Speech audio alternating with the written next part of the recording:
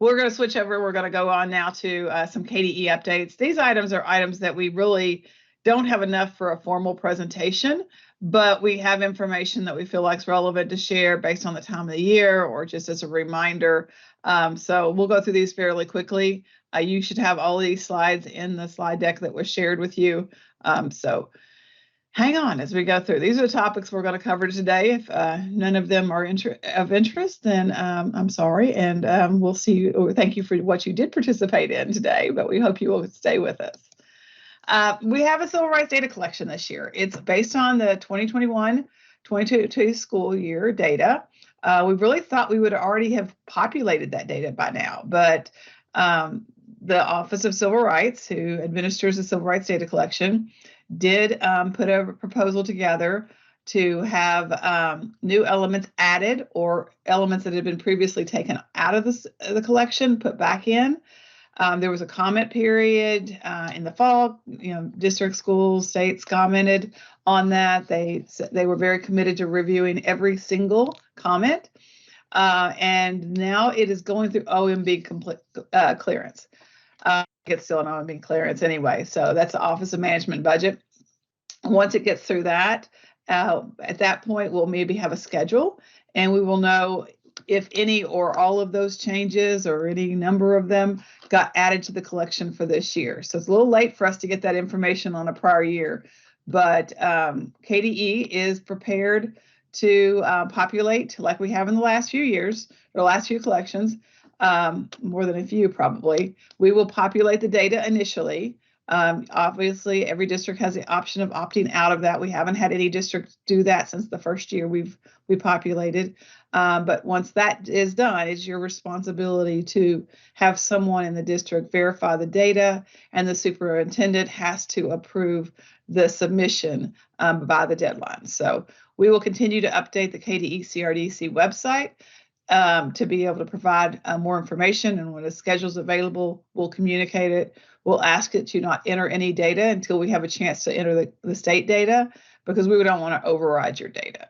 So once we have loaded the data, then we'll turn it back to districts to finish up the collection on the things that we can't or we don't have the data to enter. The district and school contacts, we rely, and I heard Jesse mention this earlier, and we really rely on districts to update our Kentucky School and District Directory.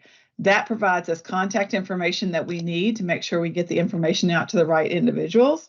So we really look for you all to add those. If you're on a computer right now and you've got an extra screen, go into openhouse.education.ky.gov and look and see, select your schools and districts directory, and then choose your district. You can look at the school level and the district level both, and to see who your contacts are. So if you wonder if you're not getting cases information and why, if you're not listed there, that might be why you're not getting it. So we do ask that the people as they leave get removed so that the distribution lists stay clean. And we also use this information for publishing the school report card and principals and superintendents that are in the districts at the time the card is produced. Early warning tool. The early warning tool, you saw some new features of the early warning data with the analytics that were introduced earlier this morning.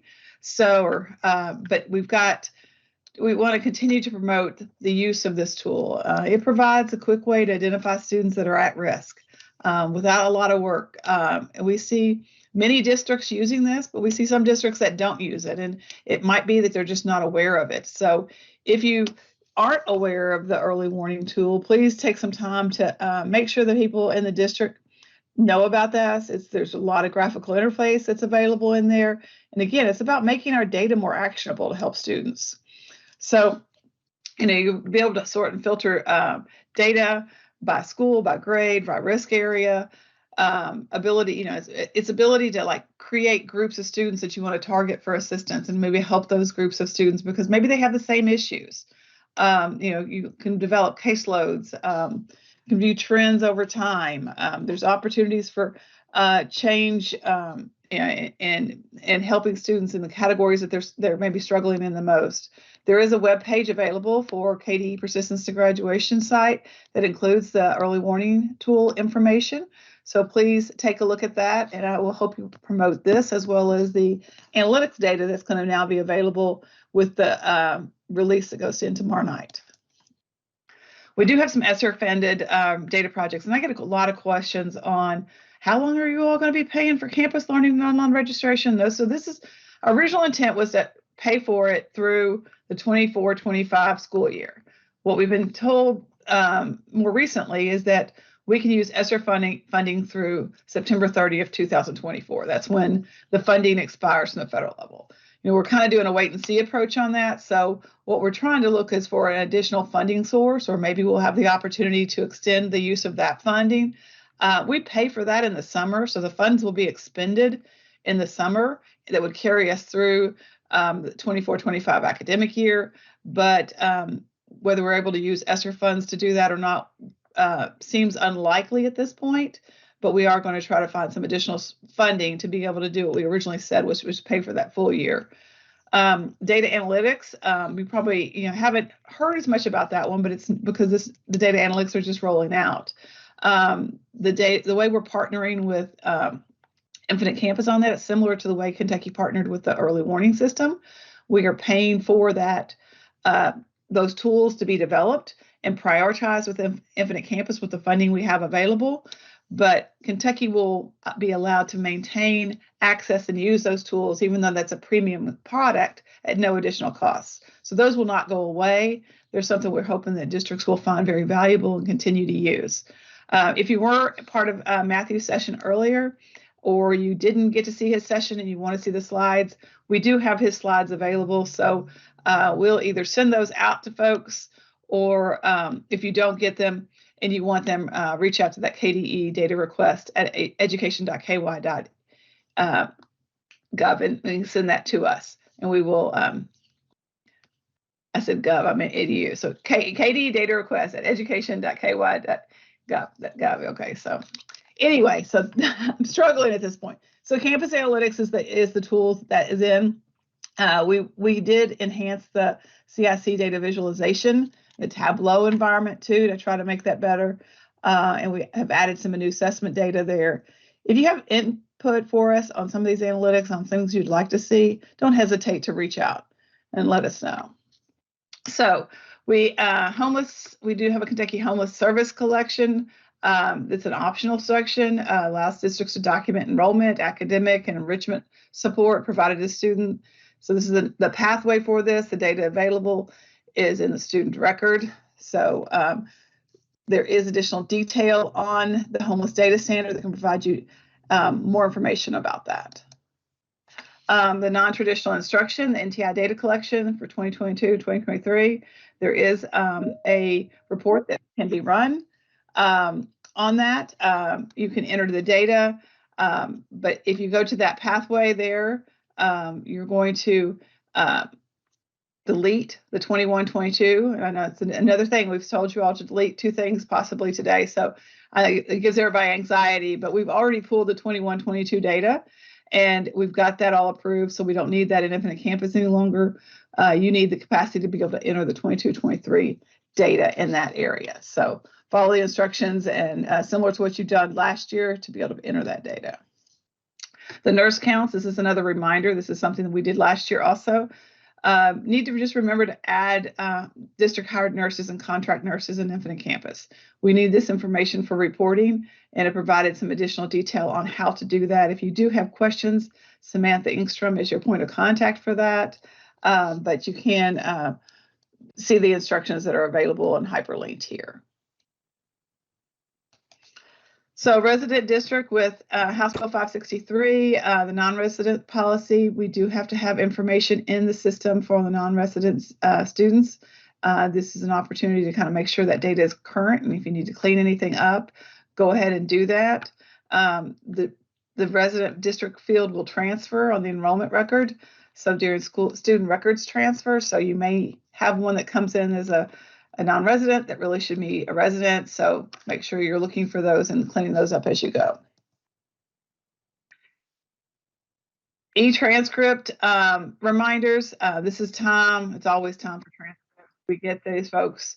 Let me go back. I'm getting a message from Samantha Ingstrom is not the nurse contact. It's Tanya Hickman. So just ignore the Samantha reference. That's something she used to do, I think. So on to e-transcripts. We are going to have just some reminders on this one.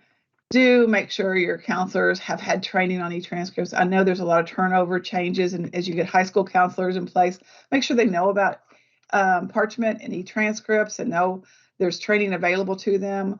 We did have some training last year at this time, and that training session is still available on our e-transcript page. So if you've got a new transcript, transcript contact, point them in that direction.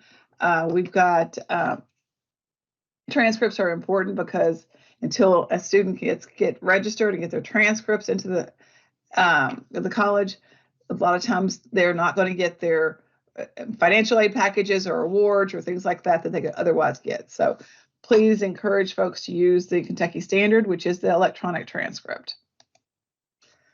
So we do have some upcoming training, Infinite Campus, we want to make sure you were aware of. This is for system administrators and end users. It's an in-person training. It's February 28th through March 2nd. So if you've got folks that are interested, the training will be held at Bullitt County Area Technology Center, and there's a registration link included here. There is an opportunity to attend one or more days. You can attend all the training or just 1 or 2 days of the training, either way, but there's information on what's included each day of training here, so you can best decide what makes sense for the individuals that need to go.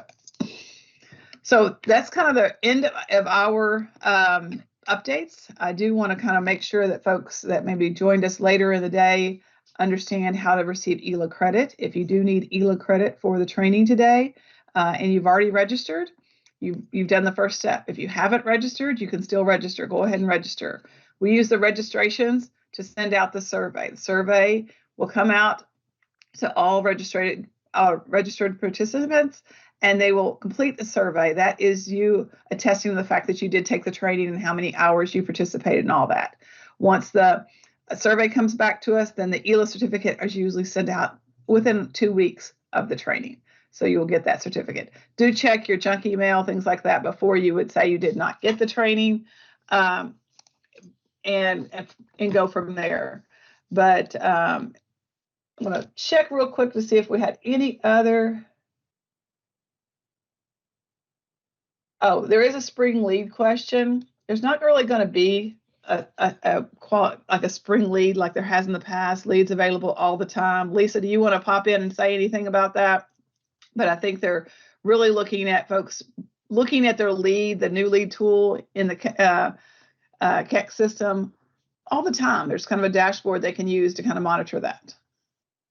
You're right, Dee Dee. It's there all the time and it refreshes weekly. So if you know you've had changes, like maybe you checked your lead in the fall and everything looked good, but you hired several new teachers in December because you had some retirements or you've managed to fill some vacancies, it's a good idea to go back out there and check to see if you've got issues that didn't show before, because the data is refreshing.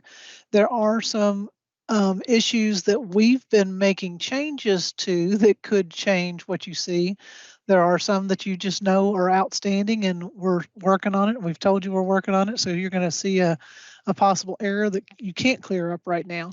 But Crystal did send out a lead bulletin in January about spring lead to just go take a quick gander at it again and make sure everything still looked good. So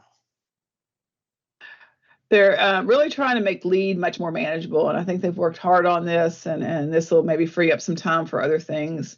But not to take your attention completely away from it, it's just not the process it was in the spring like it has in the past. Other question that we came up that maybe could be a Jesse, but it's the A8 school classification that you saw in the notes. There's a new virtual performance-based A8 school classification. You don't need to do anything with that right now. That is brand new, and it's really for the 23-24 school year. If students are if a school or a district decides to set up a fully virtual performance-based school, it would be classified as an A8. Jesse, did I mess that up at all? I don't know if that came in during your all's presentation or just at the end here. I don't think you messed it up. That's what I would have said. Okay, good. All right. So that's all we've got today. We want to thank you. We had over 340 participants or registration folks. So we had a lot of interest in today's session, and we always look to you all. There's things you would like us to cover. Our next training will be end of year training, and that usually happens mid to end of the April. So if there's sessions you don't want to, or you want to make sure we don't forget, that you really need information for, you feel like would be timely and be helpful, please reach out to us and let us know, because this training is for you. We're just here to deliver some content, and we hope it's very helpful to you. So thank you for your time, and I want to thank all the presenters. I want to thank Linda and Ryan, who set all this up for us, and everybody that participated or just contributed to making this training today a success.